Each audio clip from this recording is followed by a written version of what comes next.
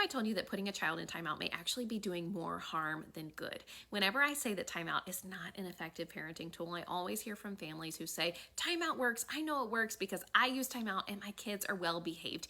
And that's the thing about timeout. Research has shown that timeout does improve a child's demand compliance, i.e., they're doing what you want. The thing that it doesn't do is teach them how to regulate their emotions. In families who use timeout, children may be well behaved because they're afraid of going to timeout. What we want is a child who's well behaved because they're able to identify what they're feeling and emotionally regulate or seek out an adult to say, I'm feeling angry, and help them calm down. Children misbehave when they scream, when they hit their friends, when they take toys. What they're doing is communicating a feeling or a need that they have that they don't have the words yet to communicate. And so what we need to do as parents is to empower them with the skills to identify what they're feeling and then to tell a trusted adult so they can engage in an emotional regulation strategy. When we send a child to timeout, what we're doing is isolating a child who's in distress that doesn't have the skills to identify or regulate their emotions. And what that results in is a child learning that they need to suppress their emotions, which can result in explosive behavior when they're no longer able to suppress what they're feeling. What we want to do instead is teach our kids that it is okay to feel their feelings and to express them in a socially appropriate way.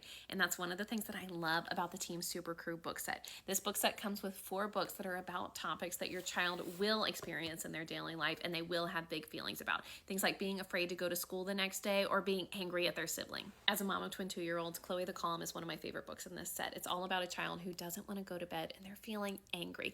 As the book goes on, Chloe the superhero comes in and teaches the child how to express what they're feeling about not wanting to go to bed.